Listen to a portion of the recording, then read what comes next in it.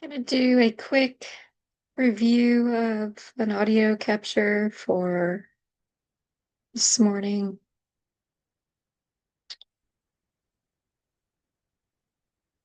Um, I was trying to capture coupling, um, synthetic headache, their coupling technique. I think it was a little lower. It's not as sharp. It's more dull. I'm just gonna capture my whole screen.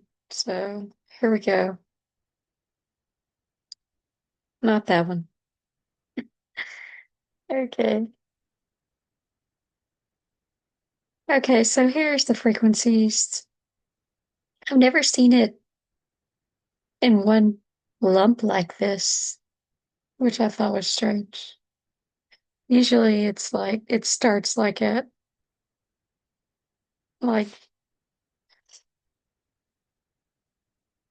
starts over here.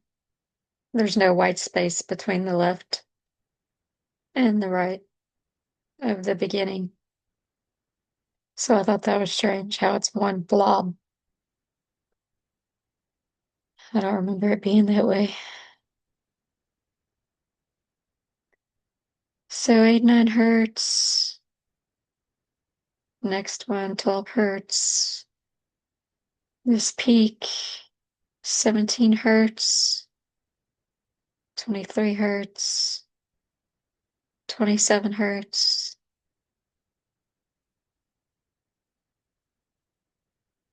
34 hertz.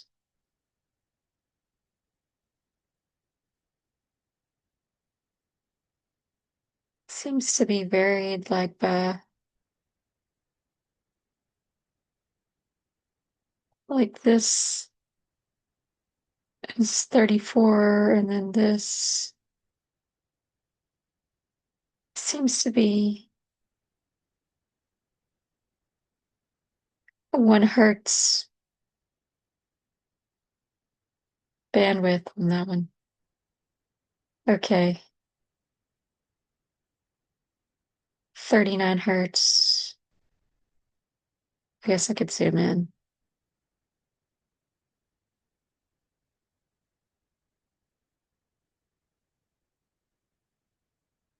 45 hertz. Main is the entrainment. 47 hertz. 51 hertz. 57 hertz. That's the entrainment. I still don't understand this. I mean, I guess this is the null. They hang around in case they need to cancel it out. I guess there's a constant active null. So I guess this would be the range the null is in. Because you know they're beamforming. And I know they have nulls in case they need to cancel. So I don't know how that would work. If this would be sympathetic to the other signals they're using. You know what I mean? Like 1, -1, 10, -10. Like, is this the -10 and the -1?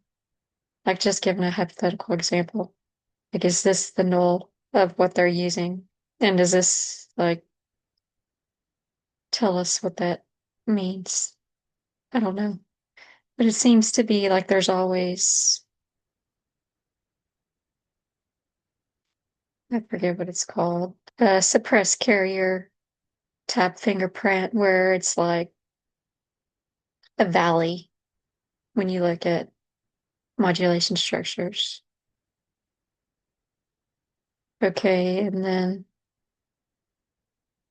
88 hertz right here with no peak right here in this little area. Next one, 106, 102, 120 hertz. That's to create a state. I know there it makes me like blah. You can tell like I'm just like blah. Like I don't feel like doing anything. That's what that one is. I do that one to me a lot. This one is 137.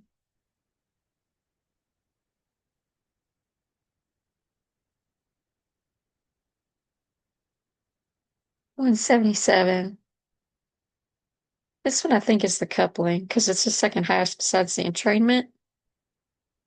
So it's like running up here and then it's like getting hung up like right back here. So I don't know how they couple that, but it's like vibrating my skull, causing pain. 15 hertz. I thought it was lower because when they do the sharp localized one, it's like 500 hertz or something.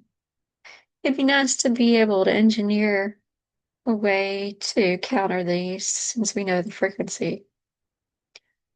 I don't know if I need to know the phase and all that. I think I'm pretty sure I do to be able to invert the signal. So an easy way to get the phase data. I don't know. I need to work on that because this is a really good method to get a macro view of the neural stimulation. I really like this method. It's easier than pulling out the oscilloscope and like picking through the data. Like you can see like what we just analyzed, but pretty clearly, pretty quickly, you can respond quickly to this, which I like. So I think I would use this technique if I were building the counter system, use the ultrasound plot spectrum. I think it'd be the easiest for me to counter. Okay. 236 hertz, 369 hertz, another valley, 427 hertz, 439 hertz. So the valley, I would say the middle of the valley, 459 hertz, the middle of the other valley,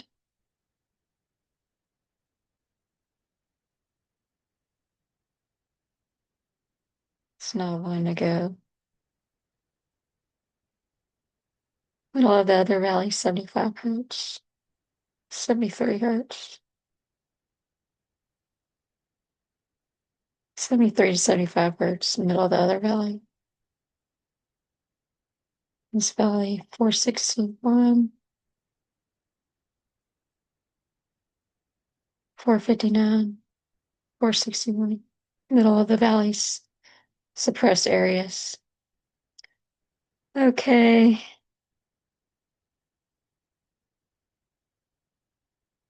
574 hertz. That could be it too. Big, if they use 500s per coupling, then that could be it too. It's 682 hertz.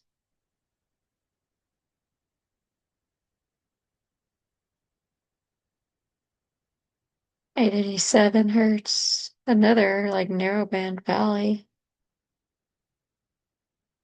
1183 hertz. It might be like the nested modulation formation of how they're nesting. The modulation, like that might be a carrier for the lower nest layer, the lowest layer of the nest. If you think of it in like layers, like the 1.33 gigahertz, and then the next layer is, down from that, next is down from that. Like if they're using nested modulation. I don't know. 1222 hertz.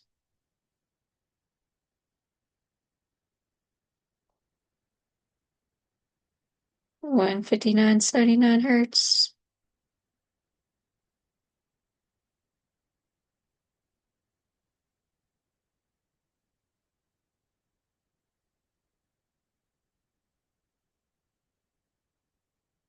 1820 hertz,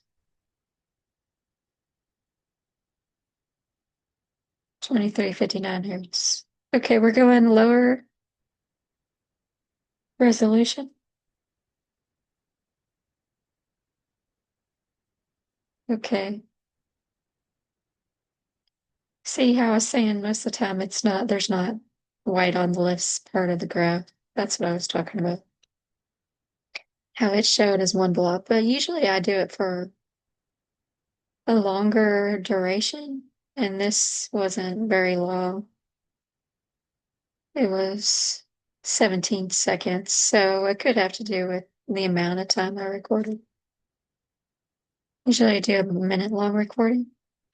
Maybe better off just doing like less, like what I just did, 17 seconds.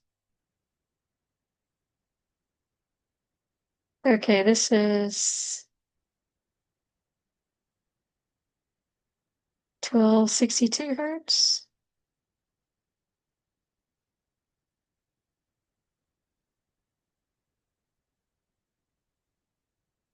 It's showing the first peak is at 104 hertz.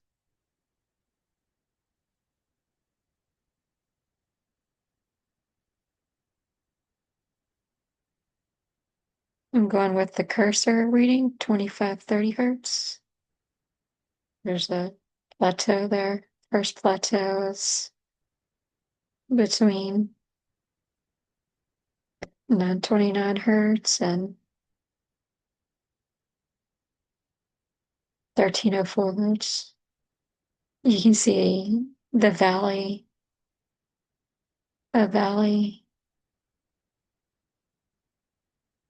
2259 hertz. First peak down here, 5924 hertz, 6877 hertz, 9353 hertz. Narrowband peak, definitely a carrier, 15845 hertz. Another carrier, 22859 hertz.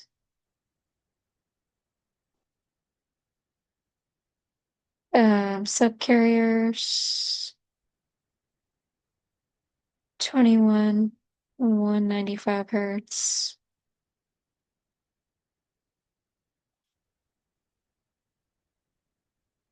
19969 hertz. 18502 hertz. 17350 hertz. I'm assuming this is the B2K.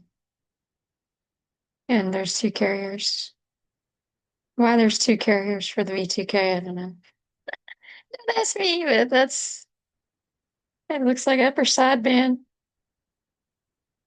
Like the fundamental is the 158045, and then the upper sideband is 22859. So I don't know what that means. I don't have no idea. So anyway, that's the overview.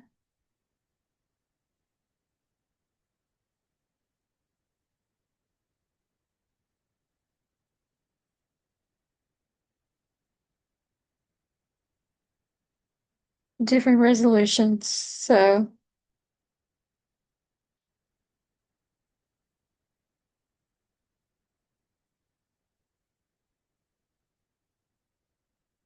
you can kind of go through it if you want. I've got a lot I got to do today, so I don't really have time to be doing this, but I thought maybe I'd find some patterns with the coupling because I'm tired of headaches. I'm tired of coupling it to my brain. It hurts. I know I can capture that. I've captured that. So surely there's a method I could use, like with bone conduction. Like if I know the frequency, I can like counter the frequency. Like surely, like okay, here I recorded 257. Let me put my bone conduction to 257. I don't know. I need to try that out. I need to get some bone conduction headphones, try that out. All right, I gotta go. Hope this helps somebody. If not, it's data, so it's good to collect it.